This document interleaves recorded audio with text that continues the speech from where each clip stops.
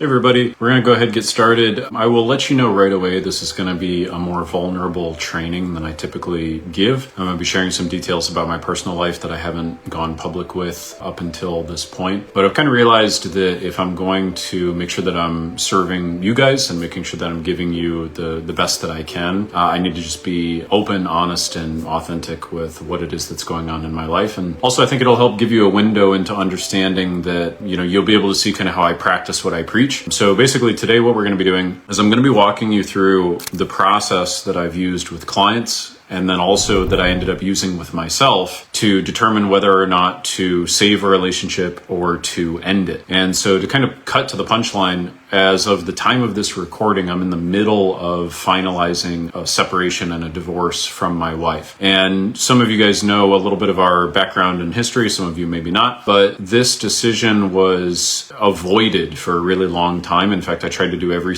possible thing that I could to not initiate a separation. And then it ended up becoming clear just about 6 weeks ago that a separation was going to be ultimately the best thing for the two of us. But there was a pretty long, sort of stressful and arduous process figuring out that the separation was actually going to be the right thing for both of us. And I want to create this video and create this training for those of you out there who are potentially contemplating ending a relationship, or you are trying to figure out, is it just a misalignment issue? Is it that I'm not doing what I'm supposed to be doing? Could I be doing something to fix this? What is the real source of the problem? Am I just going to end up causing the same issues in another relationship if I end the relationship now? And these were all the thoughts that were running through my head too, as I was contemplating whether or not a separation was the right thing for my wife and I. So I'm going to walk you through a 3-step process. I've used this now with a couple of clients to help them. It's worked incredibly well. And also it's basically an abridged version of what I learned I had to do in order to get the clarity that the relationship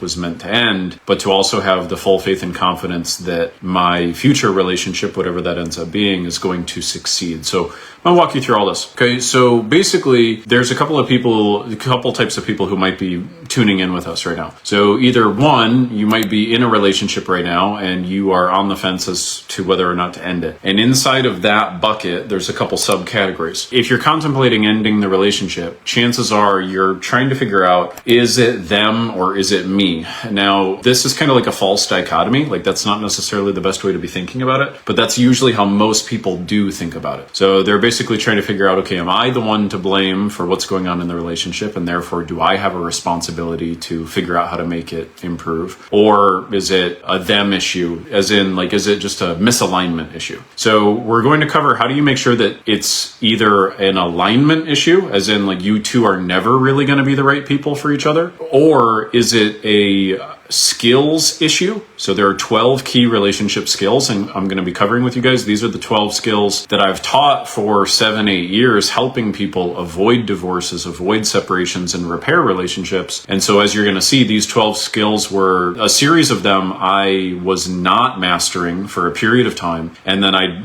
kind of took it upon myself to make sure that I really was bringing my best with those 12 skills to the table. And what that ended up enabling me to have was the clarity that, okay, it's not a skills issue, we're both showing up in the relationship in a good way. That's not what the problem is. So it could either be a misalignment, it can be a skills issue, or the third thing that could be causing the problem with the relationship is you may have an underlying mental health issue that is making it virtually impossible for you to have a successful relationship until that mental health issue is dealt with. And so we're going to go through all 3 of these. I'm going to walk you through exactly how to figure out what is the real source of the problem. And my goal is that by the end of this training, if you really follow these steps, that you too will have clarity as to whether or not your relationship is meant to be saved, and if there's something that you can do immediately right now to make that happen. And if that is the case, I'm going to show you very clearly what that will be. Alternatively, if it is the case that you and your partner are really truly meant to not be together, I'm going to walk you through the thought process to help you know for sure with clarity that that is really the right thing. And then at the same time, third and finally, we're going to make sure that you are clear on exactly what needs to happen in your next relationship to ensure that it is really really happy, fulfilled, and successful. I want to start by saying that I'm obviously speaking to a general audience right now. And so each person's situation is a little unique. It's a little different. And so one thing I'm just going to let you guys know that I'm happy to do for any of you who've not taken us up on it as well is I offer a completely free coaching session to every member of our online network. There's no pitch, there's no pressure, there's no strings attached, there's none of that. It's just I like to work with people in a one-on-one capacity to help them apply and customize what we teach. And then obviously a fraction of those people who end up getting a lot of value from the free one-on-one decide to apply to be a paid client. But we work with all sorts of people who end up just doing the free call as well, and we're happy to support you. So let's dig into it. So there are 3 elements you must have clarified in order to make the right decision. So I'm going to start with a little bit of history. So my relationship with my wife, we were together for almost 11 years. There was a period towards the beginning of the relationship where I had doubts that we were going to be able to be happy together long term. And this touches on the first thing that you need to check for with your relationship. And basically, I had the realization that I had a mentor, I had a coach at the time, and he walked me through this little process that I'm going to walk you through. And basically what he said is, he said, okay, well, let's come up with the vision of your dream relationship. Like let's, at the time my wife and I were just boyfriend, girlfriend. We'd only been together a short period. And I was debating on whether or not to propose. And he basically said, well, independent of whether you stay with her or not, go ahead and let's figure out what does your dream relationship look like? And this is the very first question that you need to answer in terms of figuring out what your next step is in the relationship, regardless of whether you're going to leave it or you're going to save it. And so what he did, and this is how you want to follow the instructions on this process too, is he said, okay, I want you to free write what your dream relationship would be. Try to get every single idea out of your head onto the paper. Don't worry about whether it's a small idea or a large idea. Don't edit any of it. Don't make it so that any of it is wrong. Don't criticize it. Don't even stop your pen. Just write. So I did that. And, he gave me these prompts, basically, these additional questions just to kind of spur my thinking. And I'll share some of those with you too, so that if you're going to replay this video and go through the assignment, or you're going to go through it now, then you can do it. So the things you want to think about when you're going through this first step of free writing what your dream relationship would be is you want to think about, all sorts of little things like what would you do on the weekends? What does a typical evening look like? Do you guys run your own business together, or do you work separately? Do you have a family? Do you share a faith, or, how do you guys feel about religion in the household or not being in the household? What kind of family life would you have? What kind of intimacy would you have? How would that area of your relationship look? What would a typical date night look like for you, okay? So you just want to go through all of these things. How would you communicate if you had disagreements? How would you handle those disagreements? What kind of personal habits would the two of you help reinforce in each other? Things like that. So you just free write, okay? And you got to push yourself to make sure that you get at least half a page, ideally about a full page, okay? That's step number 1, and you cannot skip this first step. So that'll take you about 5, 6, 7 minutes. Step 2 that my coach at the time walked me through, and I'm going to invite you to do too, is you then go back through that half a page to a page. And what you do is you circle which items would be the must items for you. Okay, so in other words, between that half a page and a page, you'll have written down all sorts of things that would be really nice to have, but not necessarily things that you feel like you absolutely have to have. And so if you want to get clear on what type of relationship is going to be required in order for you to be really, really happy, we can't just be clear on what the ultimate dream and vision is. What we really have to be clear on are what are the non-negotiables. And this is a really, really key point. What are those non-negotiables? So we'll start with some of the obvious deal breakers. So you absolutely need to have these deal breakers figured out. Number 1, what's the stance on marriage? So do you want a partner that does want to get married? Do you want a partner that never wants to get married? Are you open either way, yes or no? And therefore you're open to any kind of situation with a partner? Got to know that. Number 2, same exact thing with kids. When are you going to have them? By birth or adoption? About how many? That's a deal breaker for people, right? If somebody goes into a relationship, they want 3 kids, their partner is pretty sure that they don't want kids, that's going to become a deal breaker. It's going to become an issue. The third one, drug and substance abuse. This is a deal breaker. You got to get clear on that. To what degree is it allowed, not allowed, etc. Religion would be the 4th deal breaker that comes up very regularly. 5th one is pets. Those are the big 5. Now, beyond those big 5, there can be other non-negotiables for you. And I'll share with you a couple things that I ended up coming up with later in the video that were on my non-negotiable list. But it could be all sorts of things. It can be, that you're going to have a family vacation twice a year with all of the kids. If that is something that is like, here's the litmus test. You basically need to figure out, can I live without this thing? Or if I go without this thing, am I basically permanently going to be unhappy? Am I going to be settling? That's the real litmus test. Because out of your whole dream vision, you might have 5 or so key must items. In fact, you need to challenge yourself to make sure that it's no more than 10. So that's step 2. Figure out what your musts are. Step 3 of this process, okay, we're still in phase 1 here, is you then need to write out what your relationship from hell would be like. So if you were going to have the complete, total relationship you would hate, what would that look like? How would you communicate? What kind of personality would they have? What kind of habits would the two of you have? How would you spend your time together? How would they treat your family? All of those different things. Again, push yourself to make sure you get at least half a page, but to a page. And then step 4 is you go back through that list and you circle your must nots. As in, you circle the things that you absolutely would never tolerate. So it could be, for example, someone who smokes cigarettes and you're like, nope, I'm never going to be with someone who smokes cigarettes. Okay, great. Circle that on your must nots list, okay? Now, even before we go any further, I want you to be very clear on why this is so powerful. Virtually no human beings ever sit down and get super piercingly clear on what their musts would be in order to be fulfilled and what their must nots would be. And so what ends up happening is most people end up getting into relationships with people randomly, just based off of who you bump into in the street or who catches your eye at the bar or who your friends introduce you to. But most people have no vision for their relationship. In fact, they don't have a vision typically for much else of their life, at least not something very concrete. And so just in the same way that if you were trying to create your dream career, you also want to reverse engineer it and go, okay, well, what would be the ultimate career I want? What are the qualities that I want in my job? What kind of work do I want to do? You start with the dream vision and then you work to get your life to match up with the dream vision, not the other way around. And that's what most people do, is they work the other way around. They get in partnership with somebody before they are even clear on what it is that they really, really want. And so if you're in a relationship, if you're married, or you're probably watching this because you're feeling a little dissatisfied with a relationship, or you are trying to get clarity and guidance on how to enter into your next relationship. In either of those cases, if you're frustrated with where your romantic life is at right now, a big reason why is probably that you just don't have a vision. And very often, the very first thing I do with my clients is I will make sure that they create this clear relationship vision. And a lot of times, just them getting clear on this is the relationship I want enables them to go, oh my gosh, I immediately feel way better, way more fulfilled, way more excited, because now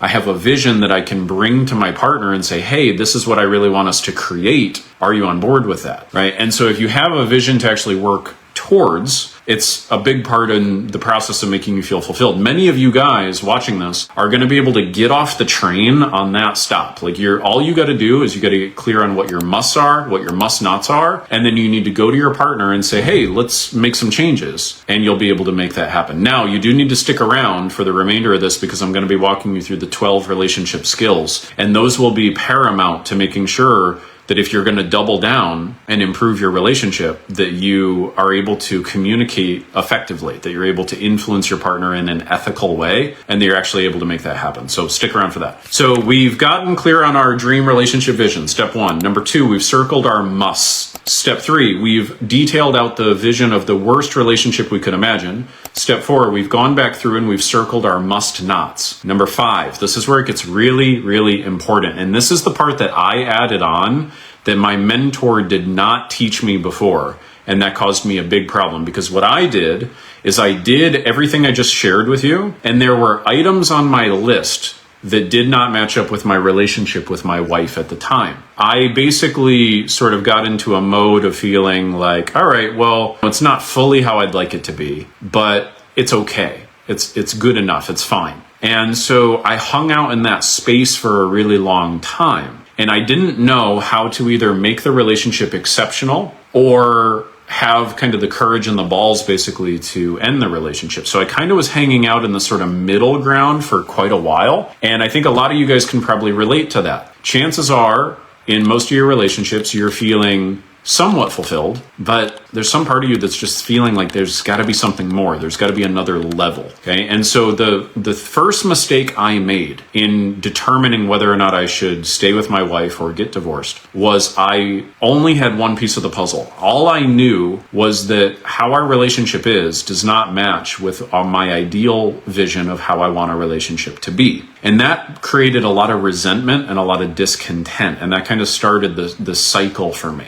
It was only until years later that I had my next point of clarity, which I'm going to go through next. In addition to getting clear on your dream relationship, your worst relationship imaginable, the next step is you have to get clear on who do you need to be in order to attract and keep that dream partner that you laid out in step number 1. So you've listed out who your dream partner would be, but the important thing is who do you need to be in order to pull that person into your life, to catch their eye, catch their attention, make them attracted to you, and then be worthy of the love of that type of person so that you can actually maintain that relationship long term. And so we do the exact same process here with step 5 and 6. So step 5 is you need to free write. And the way you want to do this is imagine that you are now that ideal partner that you listed out in step number 1. You would want to free write as if you were them, detailing, exactly what kind of partner they're looking for. So like, for example, if I had created a vision of here's the type of woman I'd really want to be with, the next part there is, okay, well, who would she really want to be with, right? And you need to lay all that out and detail it.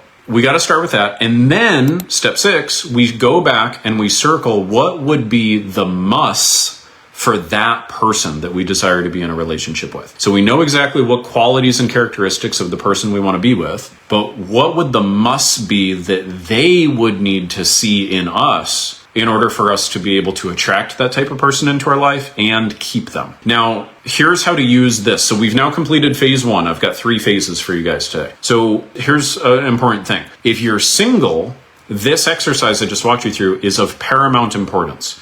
Because what this will enable you to do is it will enable you to sort through the potential people that you could be in a relationship with much faster. Because what most people do is they just date until it doesn't feel good anymore emotionally, and then they stop dating, and they're missing the other pieces of the puzzle, right? They're missing how to actually create that real alignment. And so what you want to do is have super clarity on this so that way you end up on a second, third date with somebody, and all of a sudden they disclose to you that they've always wanted to move up into the Appalachian Mountains, and that's a must for them, and they're never really going to be happy or fulfilled unless they have a house up in the mountains. But meanwhile, you want to go live in downtown New York City. Well, it's pretty clear that it's not going to work. And so you want to get clear on that because it gives you power and it gives you confidence and it gives you certainty. And then that way, when you end up dating somebody or interacting with somebody that does meet your criteria, you're like, bam, awesome. Now I know that this is the right alignment fit for me. And then the question now becomes, am I exhibiting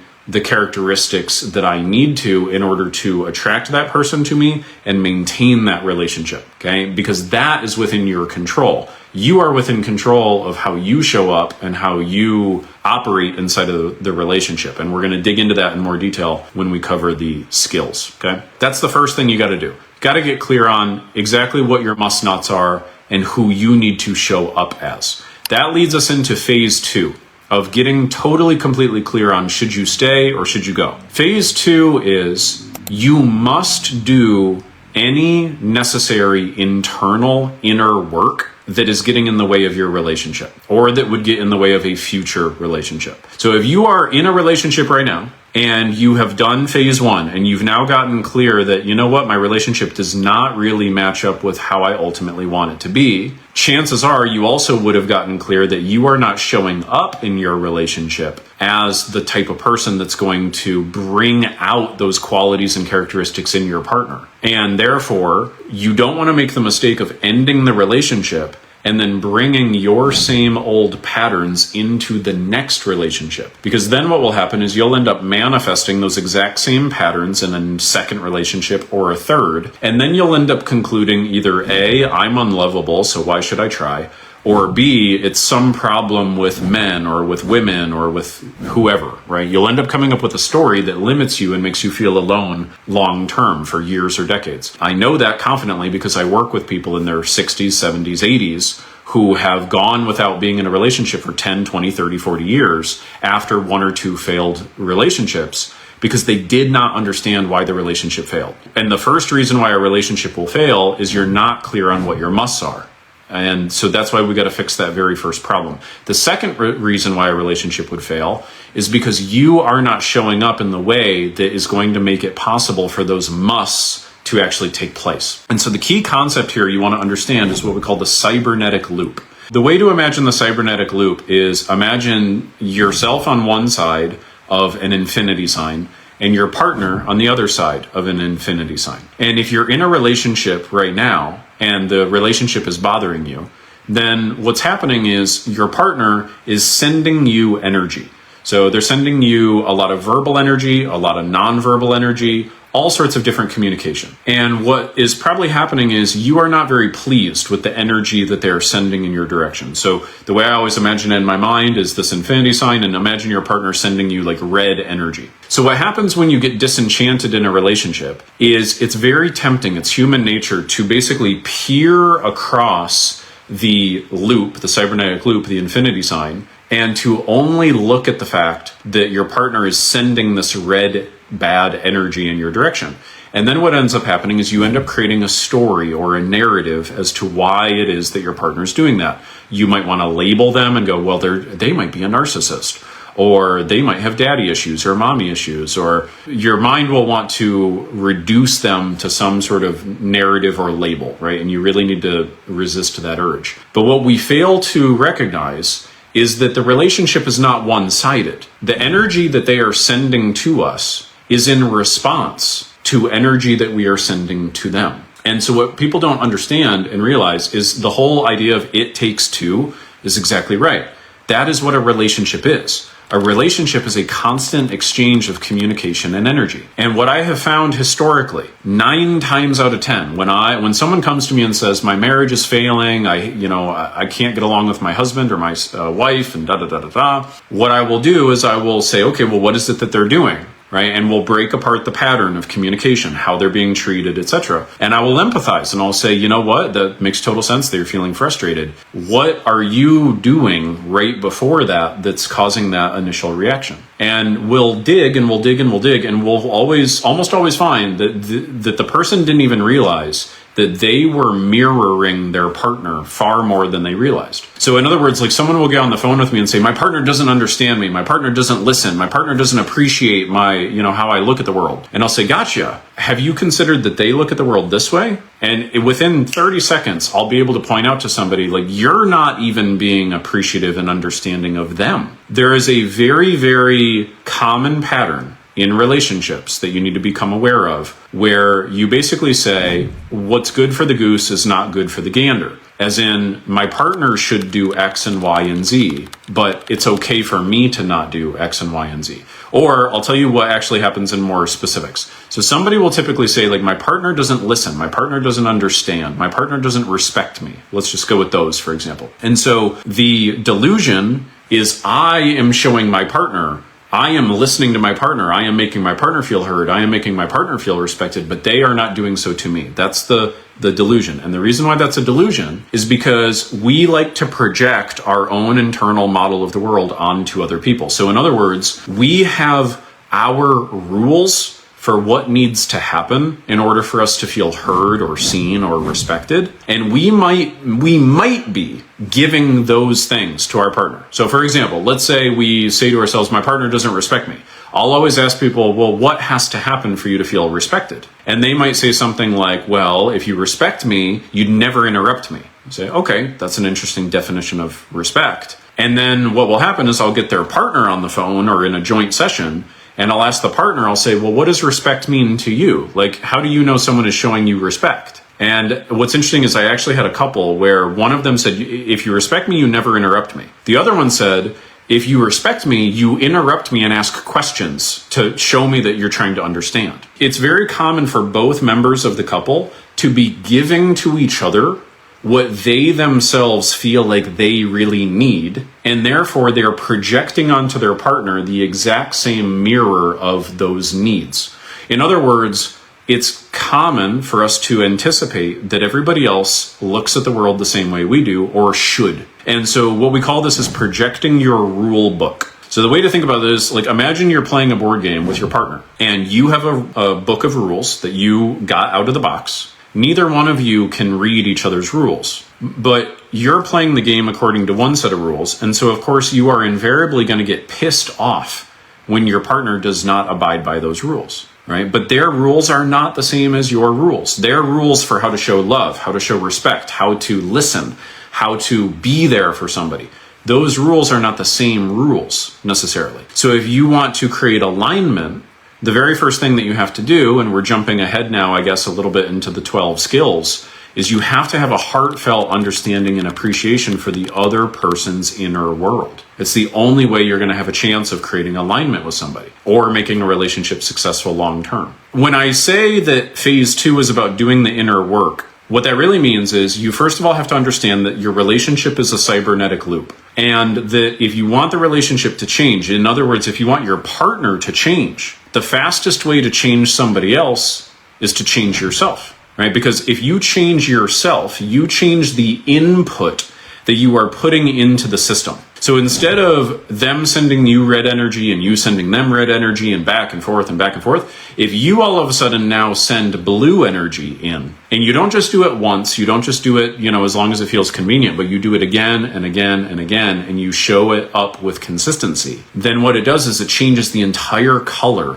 of the entire dynamic. It changes the entire energy between the two people. And this is how I help people save marriages and relationships all the time, and have done so for years. 9 times out of 10, people are underestimating their own contributions to their relationships' problems. 9 times out of 10. And 9 times out of 10, most people have no clue what the key relationship skills are that are science-backed to ensure that your relationship lasts long term, which we're going to get into in a second. And also, many times, people don't realize that if you are in a heightened state of anxiety or depression, then it's going to be virtually impossible for you to have a really fulfilling romantic relationship. Because if you're dealing with anxiety and depression, first of all, your relationship with yourself is probably not good. And there's no way that you're going to be able to be unconditionally loving and supportive to another human being if you're not able to do so for yourself. It's impossible for you to have a successful relationship with someone else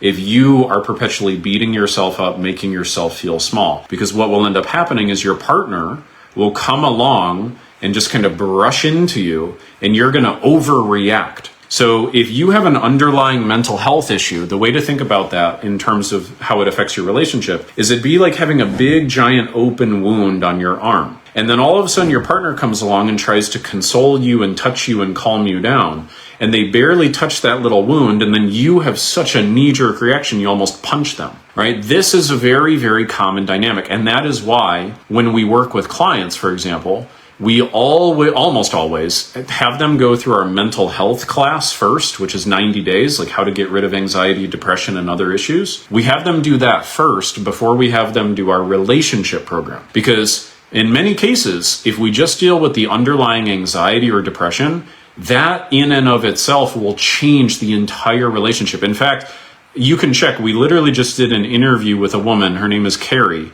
And this was exactly the issue. So she came to us and said, my marriage is going, in the crapper. What do I do? And come to find out, she had this underlying anxiety issue. And she's shared all this publicly, so I'm not breaking any confidence here. What did we do? We focused for 3 months on dealing with the underlying anxiety. And the anxiety for her was tied to this fear of, I am not enough. I'm not enough as a mother. I'm not enough as a wife. And so her partner loved her to pieces, loved her to death, and was trying to do right by her.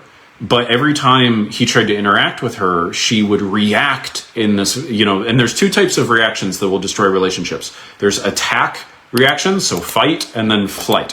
So fight is going to cause you to overreact, snap, have a short fuse, that kind of thing. Flight means you shut down, you isolate, you disassociate. right? You basically pull away from your partner and disconnect from them. Both of those will tear your relationship apart. And anxiety and depression leads to those patterns in spades. And so if we want to set you up to ensure that you have a really, really fulfilling romantic relationship, you have to deal with your inner work issues. You've got to deal with that. In particular, you need to go through what we call a values clarification process. It's absolutely essential. Why am I sharing this with you? I'm sharing this with you because I made the mistake of concluding too early that my relationship was destined to fail. In actuality, at that particular time, what the real issue was I had inner work that I needed to do. And that basically translates into the 12 skills I'm going to go into, which is phase 3, the third and final phase of how do you know for sure that you are either in the right relationship, but you're not doing what you need to do to fix it, or you're definitely in the wrong relationship. So to quickly recap, phase 1, right? We have to get clear on what is your dream relationship vision. What are your musts? What is your vision of a relationship you would hate? What are your must-nots? What is the vision that the person you're trying to attract would have for their ideal partner? And what would their must be?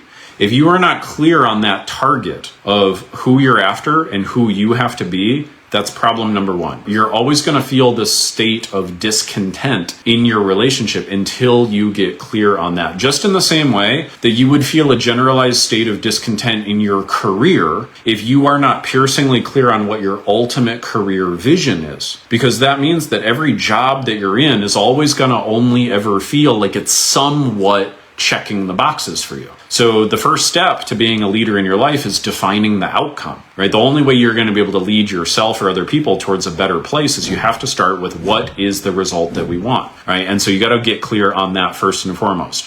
From there, okay, one of two things will happen. You'll either go, wow, I feel very confident that I can go talk to my partner and make this relationship vision a reality, in which case, go ahead and do that. The second scenario is you're going to think, I'm not sure that my partner and I can make this relationship happen. I'm not sure my partner wants what I want. I'm not sure that it's going to work with the two of us. And for me personally, that was the camp that I fell into. And I believed we're just fundamentally misaligned before I had confirmation that that was the case.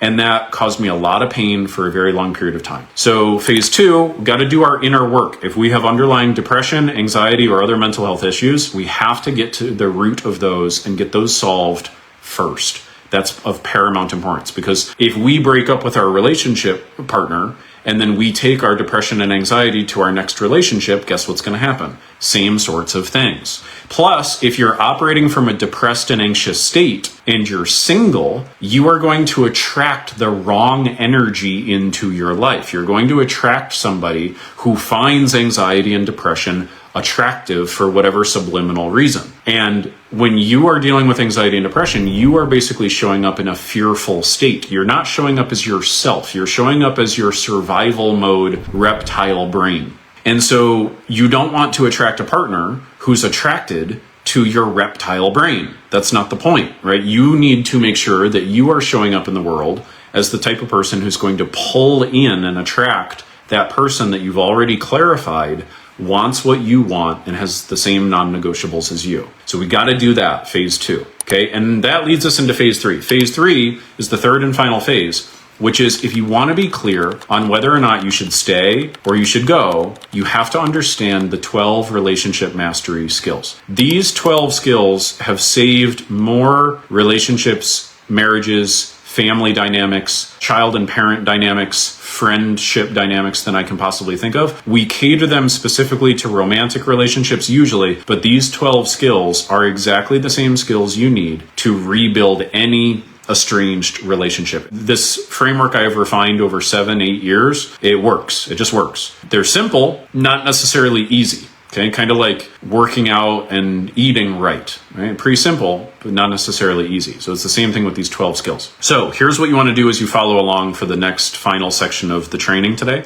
If you have the ability to write things down, what I want you to do is I want you to grade yourself. Grade yourself very honestly on how you have been showing up historically on each one of these 12 skills. And the way that you want to do this is don't ask yourself, well, how well do I think I am doing? Instead, you'd want to ask yourself, how well does my partner feel that I am doing? in each one of these skills. Or if you're no longer in a relationship, you go, okay, well, how well did my partner feel that I was doing in each of these 12? And that will help get you a lot more clarity, because as a delusion, as kind of a veil of illusion, the mind has a tendency to believe that we're doing everything. We're giving our partner everything, and we're very, very not. What we're really doing is we're giving our partner the 3 or 4 things that we know how to give and that we feel comfortable giving, and we're calling that everything, when really it's just everything that we've been lazy enough to decide we can understand, that we can give. So these are the 12 relationship mastery skills, and the way that we teach this, we call it the extraordinary relationship pyramid. So there's 2 sides, okay, for skill 11 and 12. We'll get to those last. And then skills 1 through 10 start from the bottom. So think of it as like building a foundation, right? We're building a pyramid of sorts. And so we have to make sure that the skill number 1 is really established and there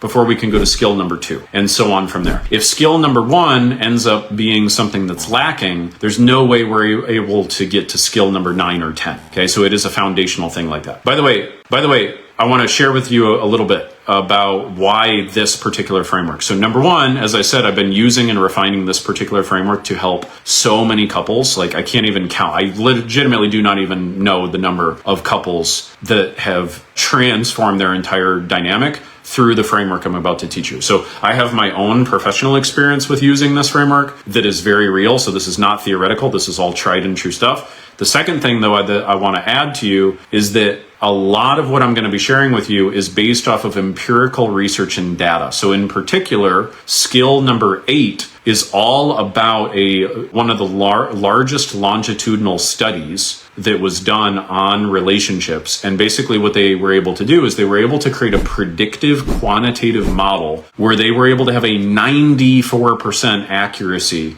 prediction rate and whether or not a relationship would succeed long-term or fail based off of what I'm going to share with you. So this is not theoretical pie in the sky BS. This is like the real tried and true stuff. And this is the stuff that we know that if you implement over the next 90 days, your relationship is going to transform. So if you have already dealt with your underlying anxiety and depression, boom, check, awesome. If you have not done that, you got to do that first. Step 2 would be, now how do we figure out whether or not we can make our relationship our dream relationship? In order to do that, you have to score yourself on these 12 skills and figure out where it is that you are going to be showing up better.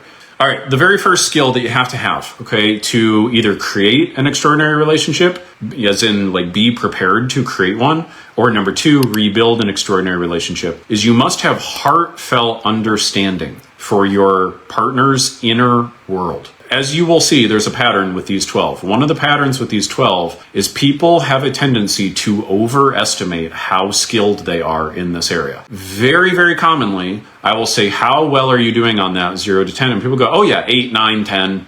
Yeah. I really, I'm good on that one. And I'll say, really? Tell me, what are your partner's biggest fears right now? And they'll draw a blank. They'll be like, I don't know what you mean. And so what most people have is intellectual analysis of their partner, which is very, very different from heartfelt understanding. Intellectual analysis is when you go kind of down the rabbit hole of, oh yeah, I know why he's so screwed up. It's because his dad didn't love him and his mom was never around. And, he developed narcissistic personality disorder. And, he just, the way he looks at the world is always narcissistic, selfish. And that's just kind of the guy, that's who he is. Like, I understand that. That is not heartfelt understanding.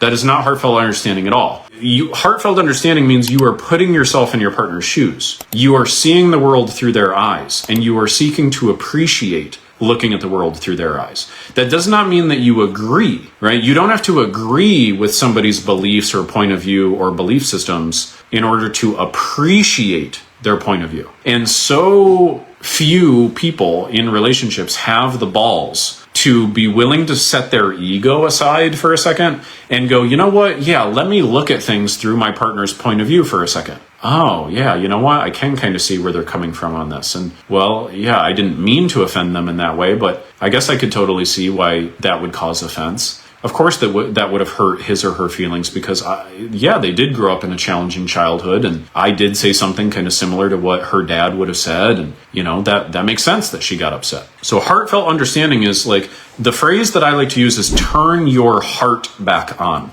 So many of you have closed your heart off. You've basically said, well, my partner's not doing what I want, so until my partner gives me love in the way that I want to receive it, I'm not going to give them love, which is totally asinine, right? Like, that's not how the world works. Think about what's happening right now between you and me. I am choosing to give to you first before I expect to receive. I know it is stupid for me to ask of you to give me something before I've given you something. But if I show up and I give, and I just give my best that I possibly can, and I show up to serve you, to help you, to love you, to try, and I'm trying to do all 12 of these with you as I'm talking about it here. Like, I need to have a heartfelt understanding for your world, right? If I'm going to care for you and make you feel seen, heard, understood, loved, supported, right? And if I'm going to want to build any kind of a relationship where you feel an urge to reciprocate with me, I've got to give to you first. The secret to living is giving. And the secret to relationships is being willing to give first. And the very first thing we have to be willing to give is that at a minimum, trying on our partner's point of view for size. That's critical. This is first for a reason. And I have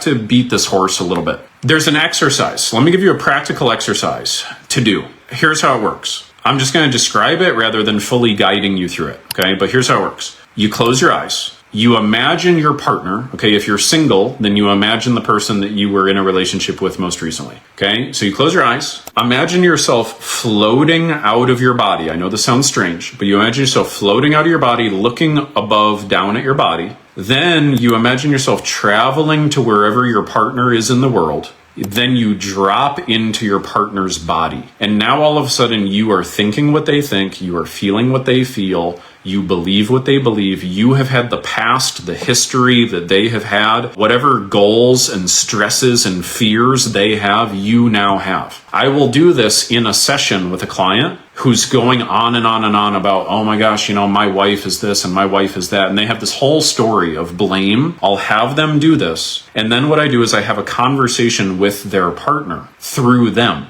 And come to find out, they had no clue what their partner was really thinking, what their partner was really feeling, why their partner was acting the way that they were acting. And it's amazing. It is so critically amazing how that one exercise is very often the only exercise I have to do with somebody. In other words, when you really truly stop and pause and recognize your point of view is just one point of view, and you put it aside for a second and you try on your partner's point of view, and you really, really seek to appreciate it, it is amazing how just doing that one skill unlocks the lockjam that's going on in a relationship. Because in relationship, the vicious cycle that happens is one person wants to be understood before seeking to understand. And then the other partner feels misunderstood. And so they become even more, I need to feel understood before I seek to understand. And it becomes this big vicious cycle. And what you end up with are two people who have not walked in each other's shoes in a very long time. And two people who are too committed to their own narratives and stories about the other. And the problem with that is you end up being in a relationship with your mental projection of your partner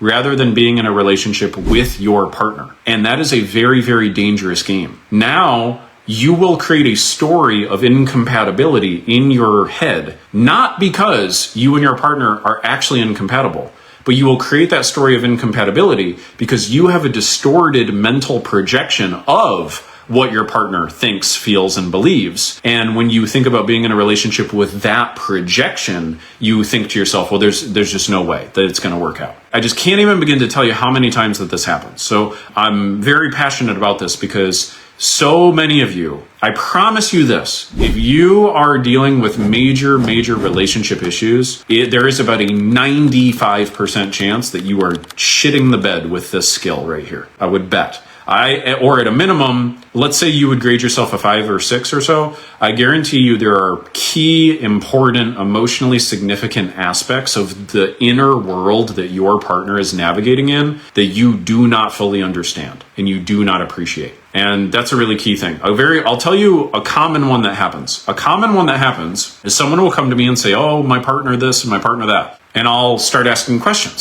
So I'll start saying, okay, you're really, really upset with your wife. What's going on in your wife's world right now? What's going on at work? What's going on with her family? How does she feel about where the kids are at right now? How does she feel about where her career is?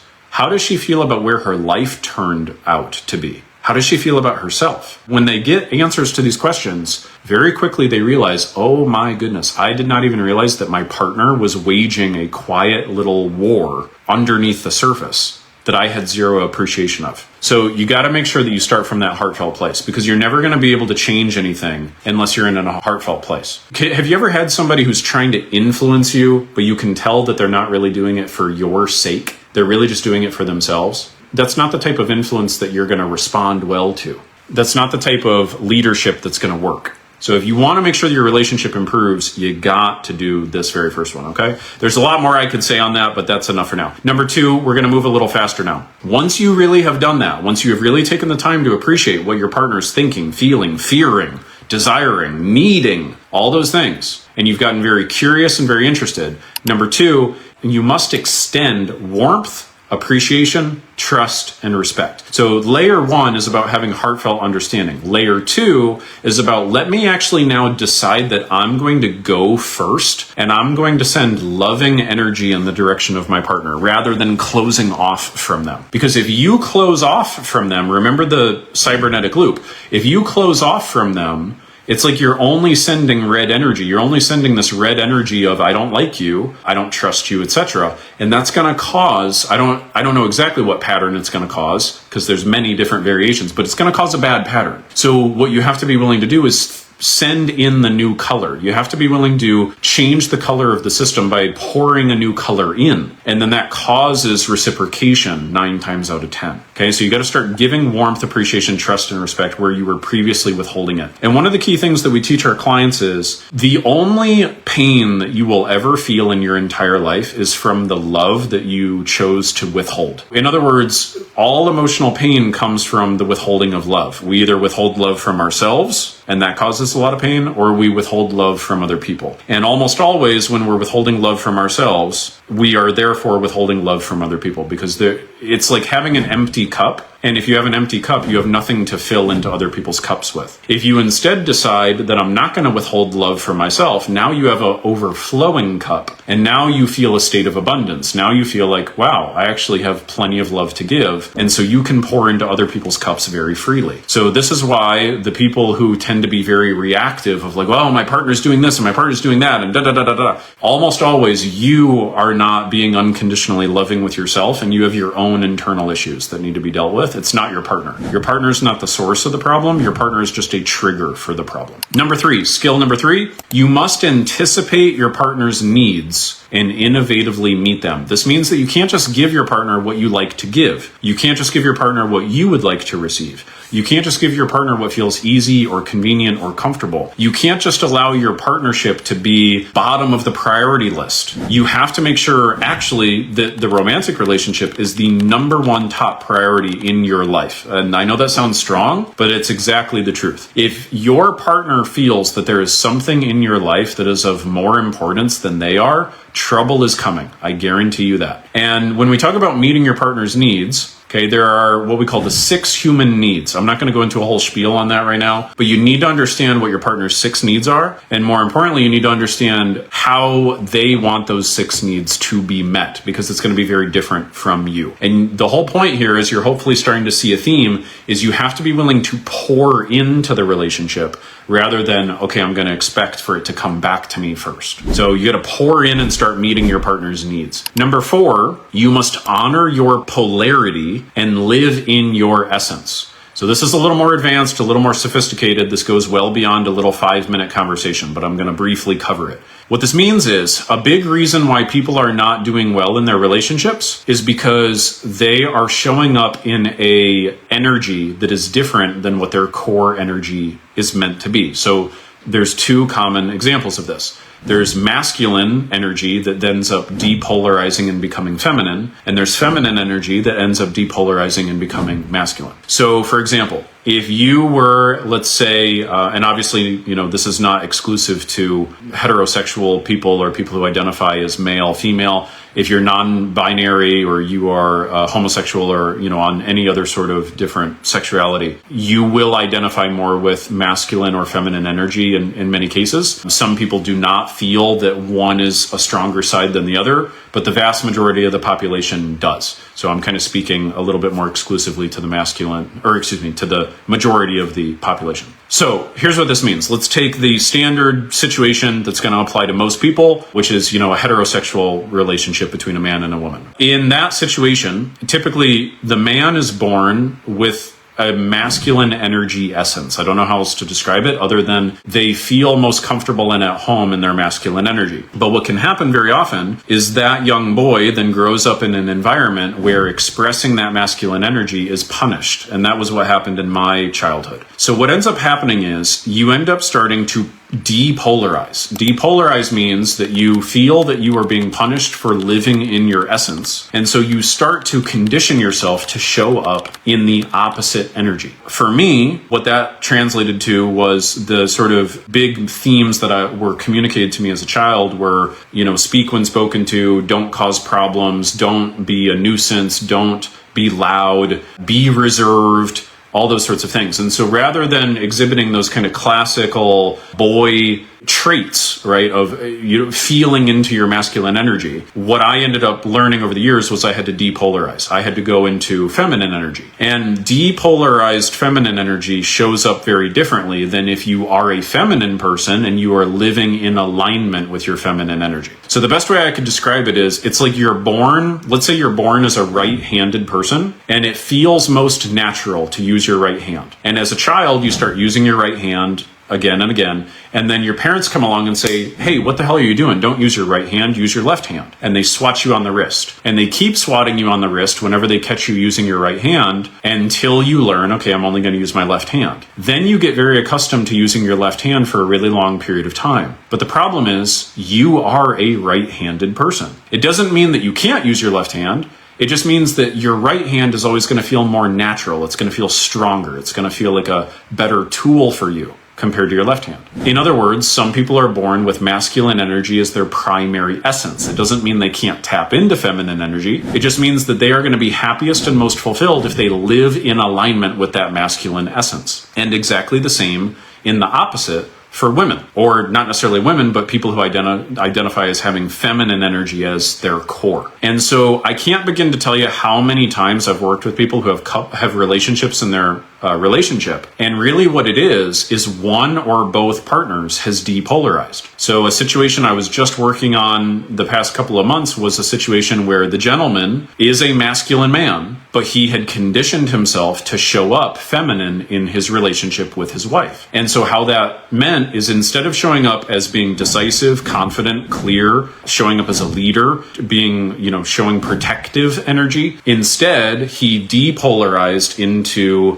feeling passive, being indirect, being kind of indecisive, and all of those sorts of things. And so by contrast, what ended up happening was his wife, who was a really truly feminine person in her core, conditioned herself to show up as masculine. And so when a truly feminine person shows up in masculine energy, it creates tension, right? She was showing up in a very controlled, kind of shut down sort of way. She wasn't really in touch with what she felt and what she needed. She didn't feel the ability to just feel safe and relax in his presence. So what I did is I helped him reclaim his masculinity and learn to live in alignment with it. And in so doing, it helped her feel safe in her ability to relax into her femininity. And the simplest way I can sum this up is, the fastest way to be completely miserable in your life is to show up as somebody other than who you really are. So if you are really truly a masculine person, but you've been living your whole life as a feminine individual, which is basically what I did all the way up until my, mid-20s, you're going to be miserable. You're never going to feel comfortable in your own skin, and vice versa. If you're really truly a feminine person,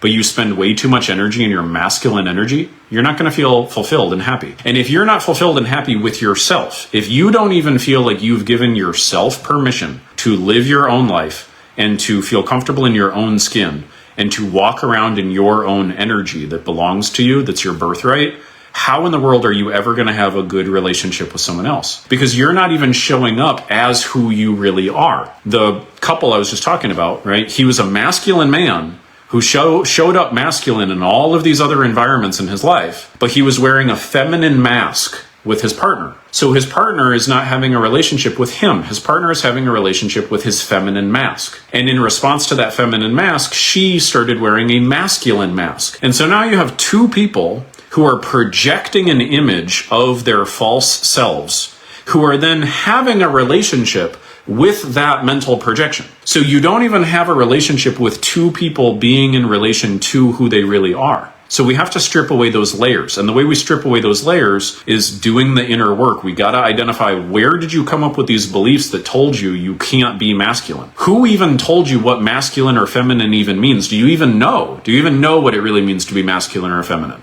We got to start doing all that process so that way you can ensure that the relationship is going to succeed, because the relationship will never succeed. If that gentleman, as he was about to end his relationship, and thankfully I saw and I showed him, you aren't even living in your masculine right now.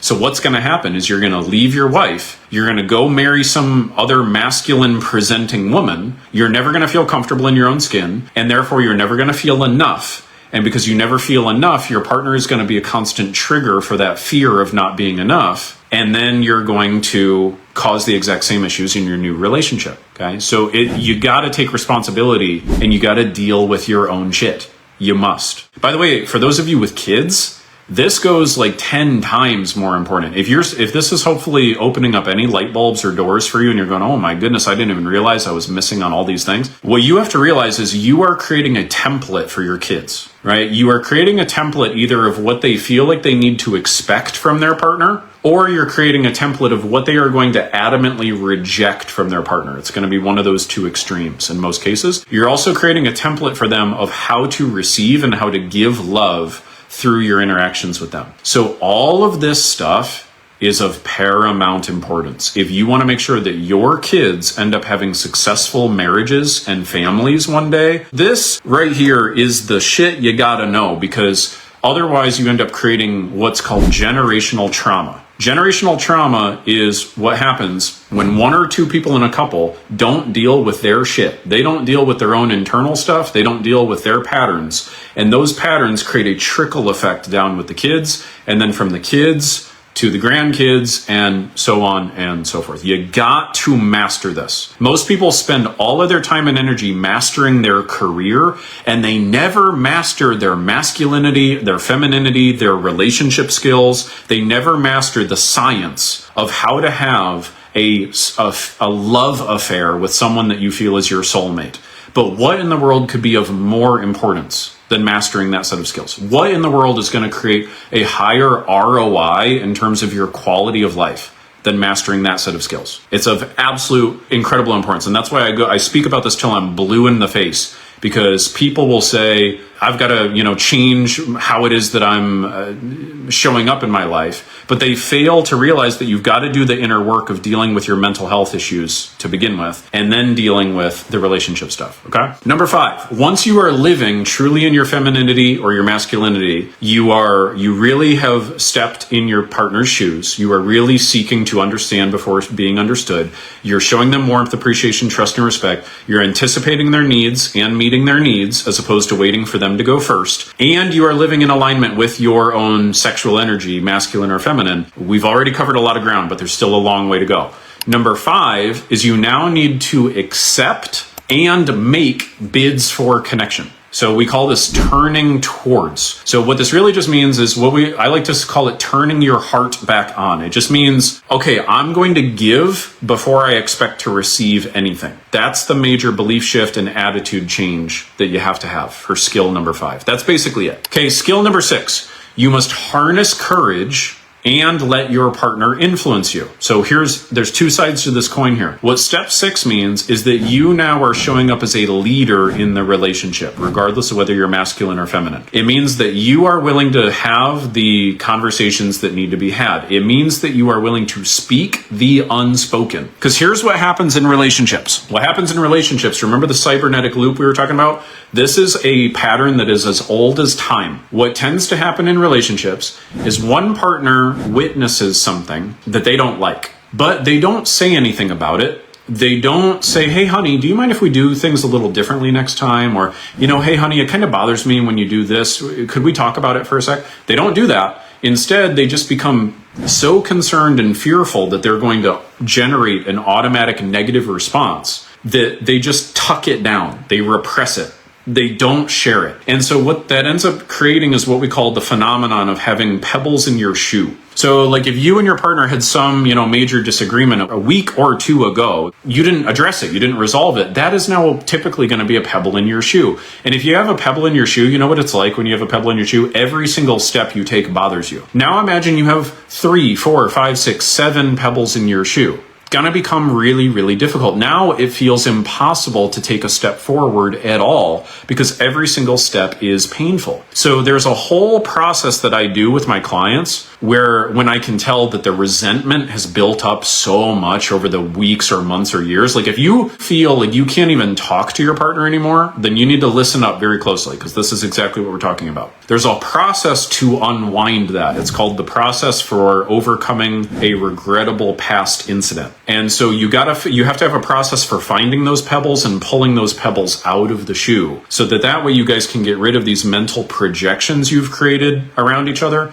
and you can actually just have a relationship between the two of you in terms of how you exist in the present moment. So harnessing courage means you speak the unspoken, you put it into words, you do it lovingly, you do it in a way that makes your partner feel seen and heard and respected and all those things. And at the same time, not only are you willing to be a leader and initiate those conversations, but you're also willing to receive, you're willing to listen, you're willing to take suggestions, because that's just as important. Skill number 7 is one of my favorites. Okay, it's one of my favorites. Number 1 is one of my favorites. Number 7 is one of my favorites because this is one of the ones that will give you a huge bang for your buck if you really master this. And by the way, this is also one of the ones that this goes for your relationship with yourself. This goes for the relationship with your kids, goes for the relationship with your parents, goes for any relationship that you feel any emotional baggage to at all, or just any relationship that you want to have flourish. You have to master skill number 7. Skill number 7 is you must learn to attribute positive intent and honor your partner's soul. What does that mean?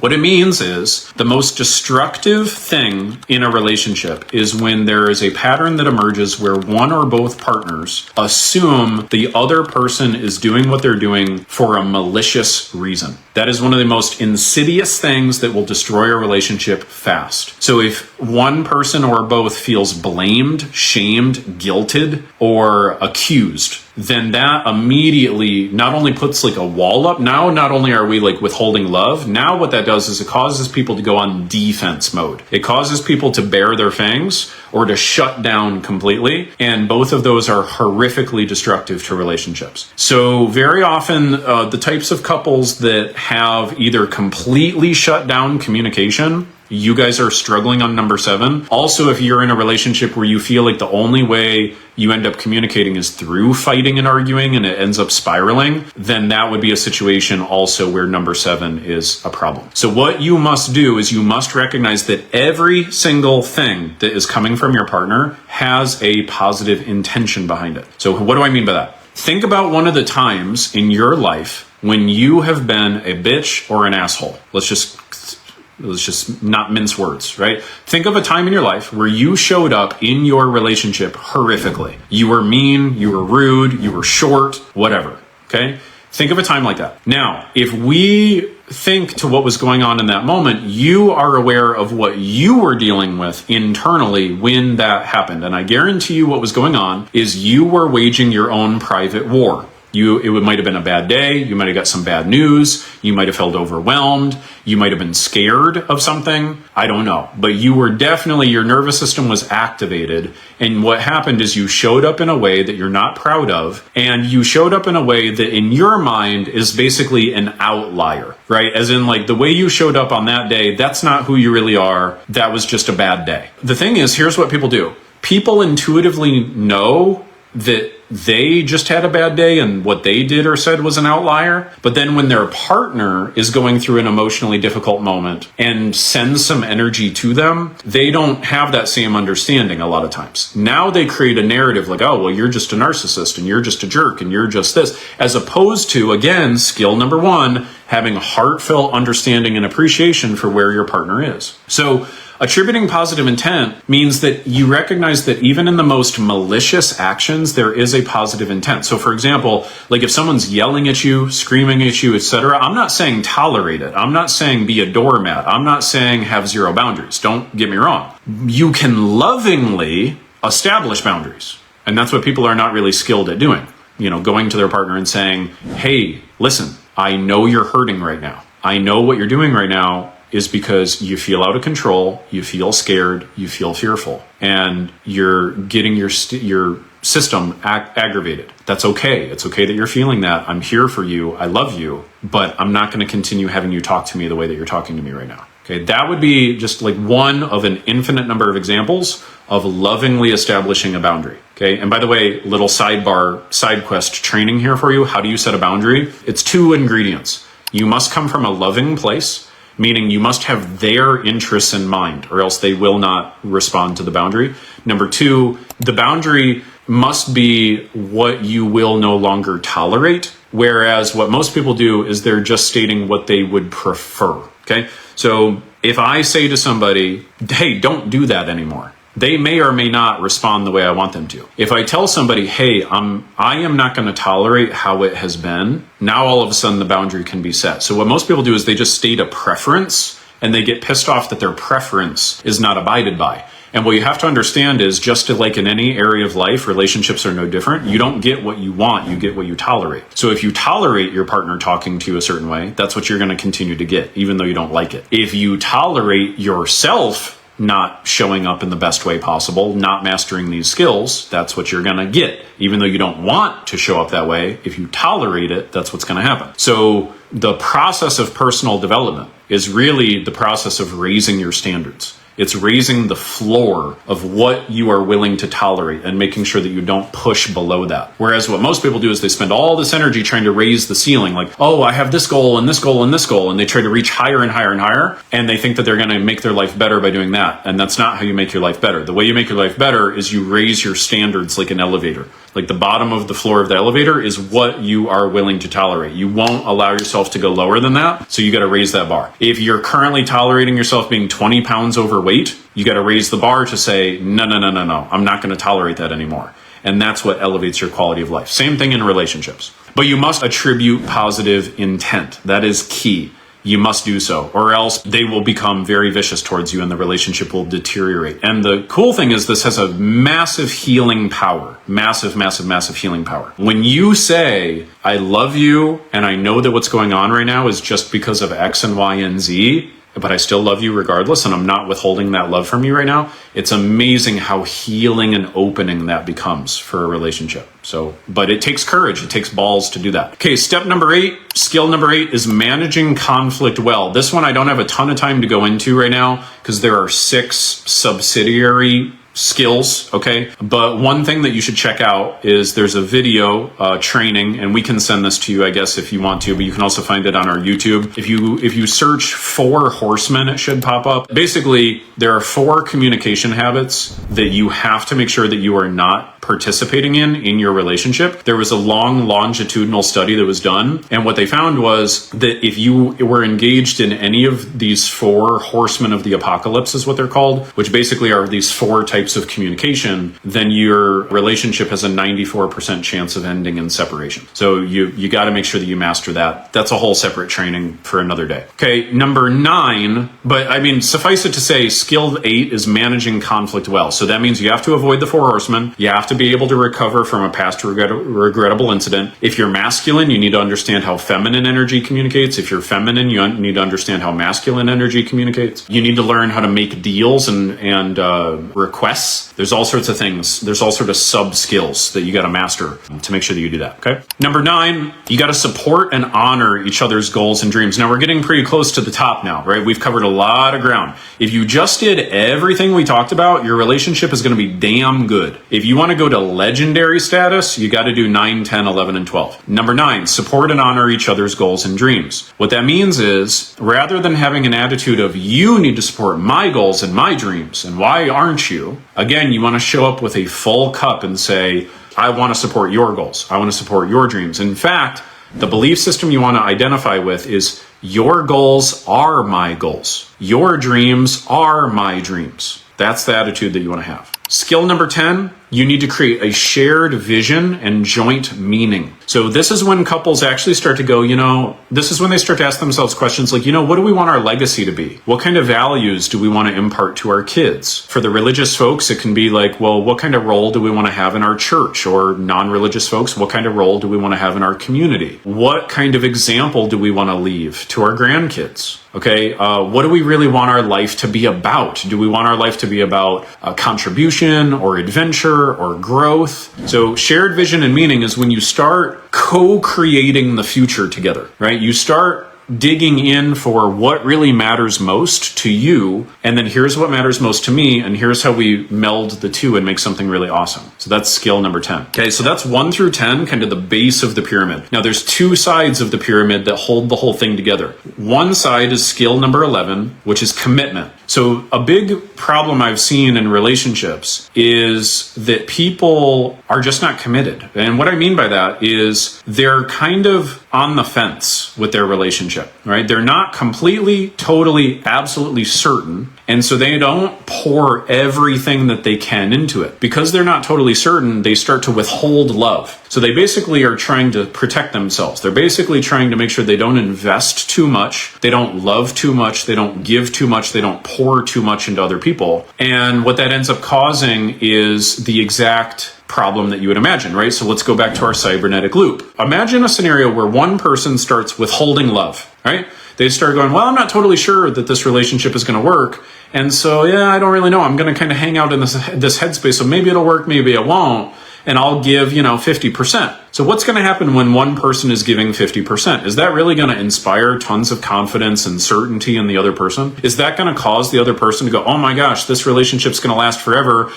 My partner is pouring 100% into me, so I got to pour 100% into them. No. If you're holding back, your partner is then going to go, ooh, well, I'm not so sure this relationship is going to work out because my partner is pulling away from me. And now I'm scared, and now I'm fearful, and now I feel like I need to protect myself. So I'm going to pull back a little bit. And then as I pull back, guess what happens? My partner goes, oh, see, there they go. They're pulling away from me. And now you've got a vicious cycle where nobody is willing to put their balls on the line and say, I fucking love you. And I will do every single thing I can to make your life extraordinary and amazing. And that is what is required, my friends. If you want to have an extraordinary career, you got to commit. If you want to have an extraordinary physical health and body, you got to commit. If you want an extraordinary romantic relationship, not just a relationship that's, that's okay. If you want that, you have to commit that is your standard. High standards lead to high rewards. Low standards lead to low rewards. And the first person we have to look at is the person in the mirror if we're not doing it how we want to. So I can't even begin to tell you. I had a gentleman, this was years ago, and he hired me because he was having relationship anxiety. And basically he was concerned as to whether or not he should propose to his girlfriend. And what he was really doing is he was doing what we call playing the game of life from the outside in.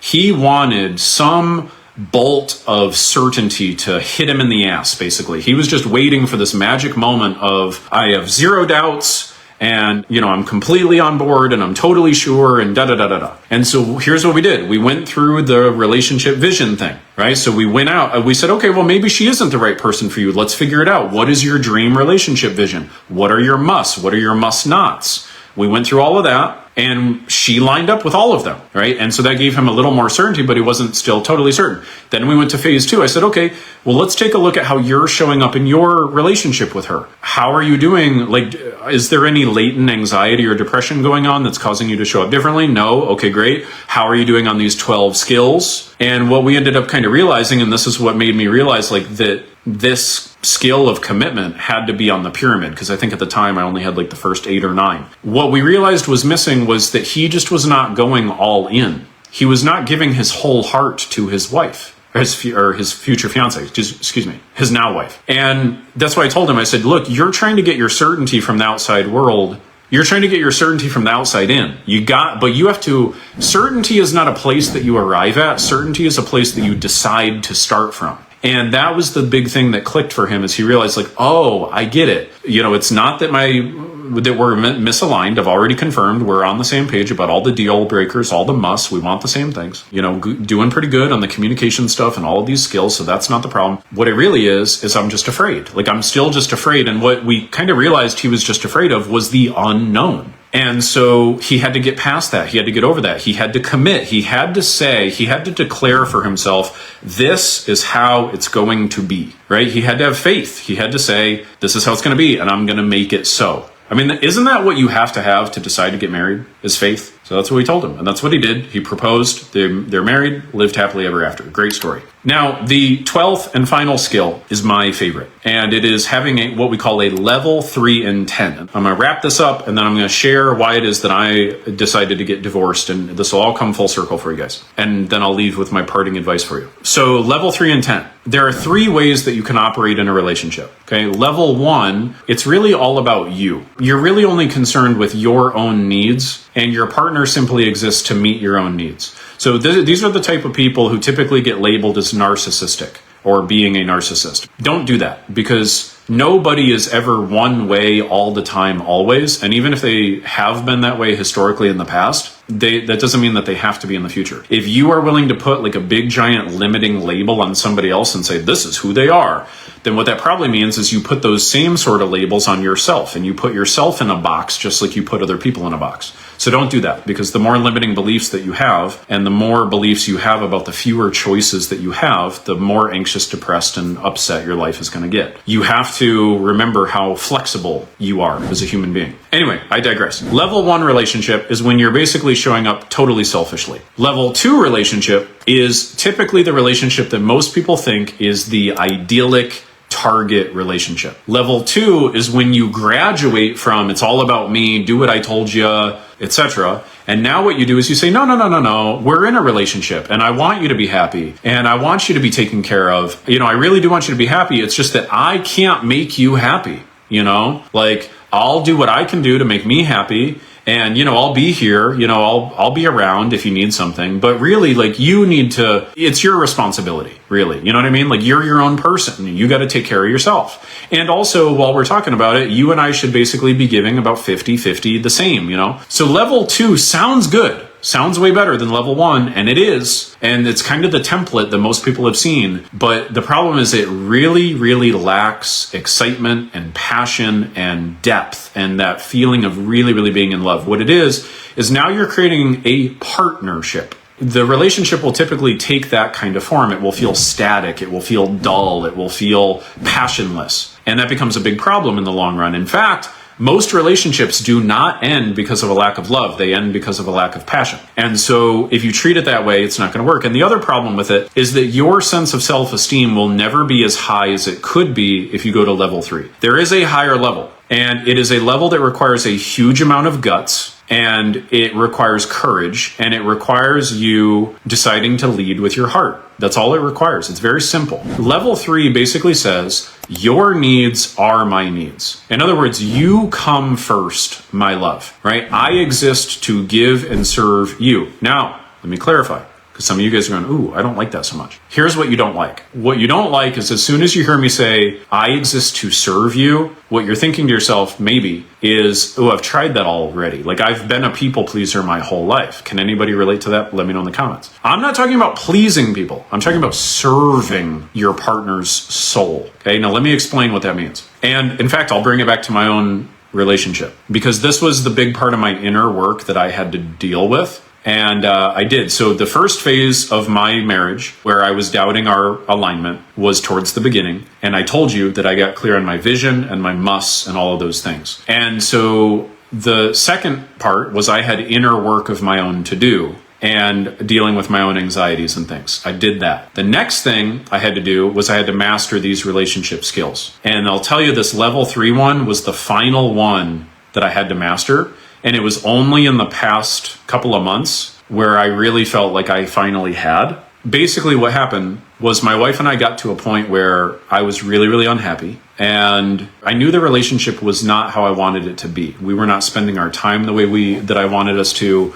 We weren't talking about the things I wanted us to talk about. We didn't have the kinds of goals I wanted us to have. We didn't share the same world or interest or ideas or things like that. It was just we had become so disconnected. And what I failed to realize is that I was not operating at a level 3 capacity. I was operating at a level 2 capacity. So in other words, what I had done, I had my vision of what I wanted in the relationship, but I was quietly, continuously expecting her to kind of rise to the occasion without me leading her to do so. And I didn't realize that that's what was kind of necessary. And so in other words, like level 3 is about giving your partner what they really, really need, not just what feels comfortable for you to give. And so there was a moment where I thought we've got to separate, but then I reflected and I realized, you know what?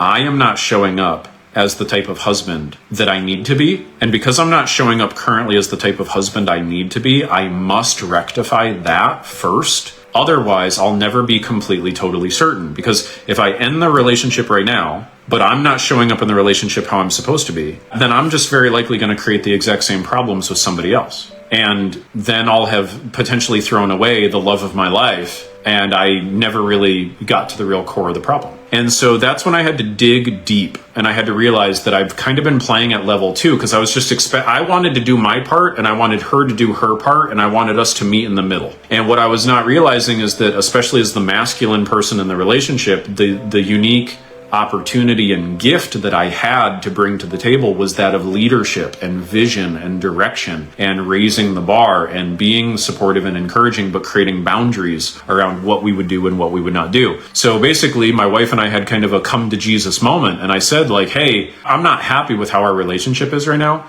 but I blame myself for not showing up in the way I need to. And that's changing now. And so that began a 3-month process, basically. So 4 months ago, that's when that realization occurred. And so I really did. Like, I dug in and I started showing up very differently.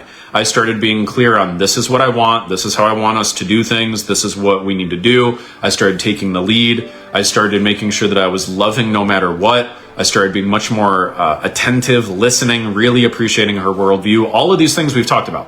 Right? I did this exact same thing that I'm telling you to do. I would never teach you something that I wouldn't do myself and haven't done myself. So I did that. I audited myself and I saw my shortcomings and I said, okay, great, we're going to fix these things. And that was my new standard, right? I was no longer willing to tolerate being mediocre at these 12 skills because I knew either I'm going to master all of these skills and that's going to unlock an amazing relationship with the woman that I'm with, or I'm going to master all these skills and the relationship is not going to end up being how I want it to be. And then now I will finally know for sure that it was not through a lack of effort or skill. It was through a lack of alignment. And that's exactly what happened. So I did this for 90 days, which is exactly what I instruct my clients to do. And in many ways, the relationship improved. It really did. But then what I ended up realizing was that there were a couple pieces that were missing. And what it really was there were 2 major misalignments. There were 2 things that she and I did not see eye to eye on. And that's okay. You're not going to see eye to eye on everything with your partner, nor should you.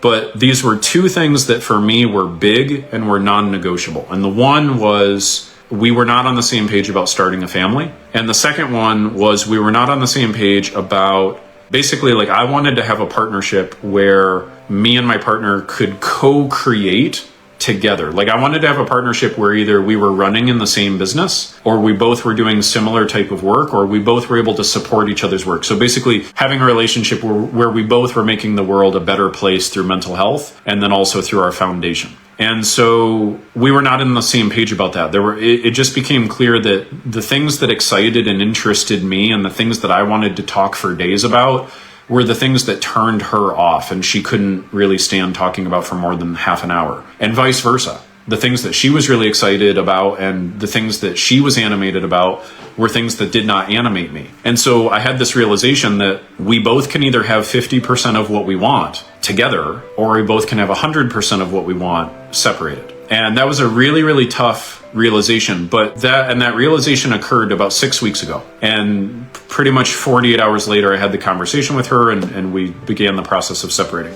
And the past 6 weeks has arguably been the most difficult 6 weeks of my entire life. Not only has the divorce taken place, but I've moved completely across the country. I went from Michigan to Texas. I just finished moving in like a day ago. I'm not even finished moving in, but I'm just, I'm here. And then just having these conversations with people and basically declaring like, it's just been difficult to walk away from something that I invested almost 11 years in, and I know it was for her too. And the thing that finally gave me the clarity though, that this was the right decision, was going through each and every phase that I've just walked you through. And it was only because I walked through all of them that I was able to finally have the peace of mind of knowing this is really the thing that has to happen. And I knew it was going to be a hard and difficult choice, and it was going to lead to a lot of challenges, but I knew ultimately it was going to serve the greater good. And that is a big part of my internal code of conduct, is making sure that I really do what serves the greater good, not what feels easy and comfortable. And I decided a long time ago that was the type of man I was going to be. And so that's why I did what I did. And I was debating on whether or not to even talk about it.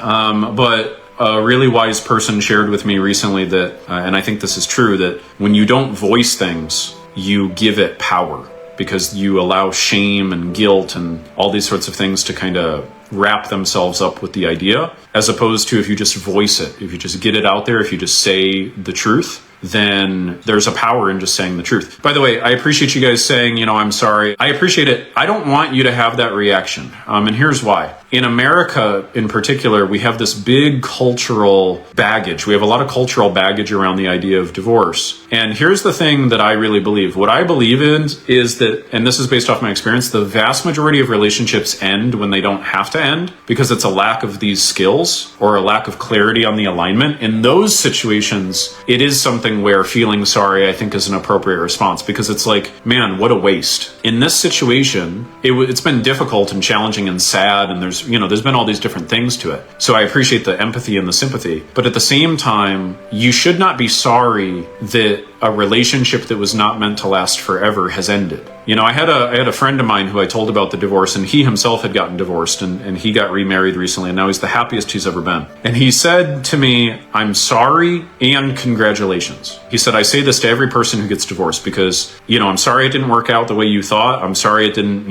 pan out the way that you anticipated. But at the same time, something new and something different and something better is awaiting both of you eventually. And so that would be the response that I encourage, because what I realized is I was holding back from the process of separation just because of all of the baggage around it. You know what I mean? And this big urge to want to do the right thing really had got me upset for quite a while. So anyway, guys, let's wrap up. I think this was good. I hope you guys got something from this. Let me know in the comments what you think. But I hope you guys got value from this. Thank you for everything. Chat with you guys next time. See you soon. Bye.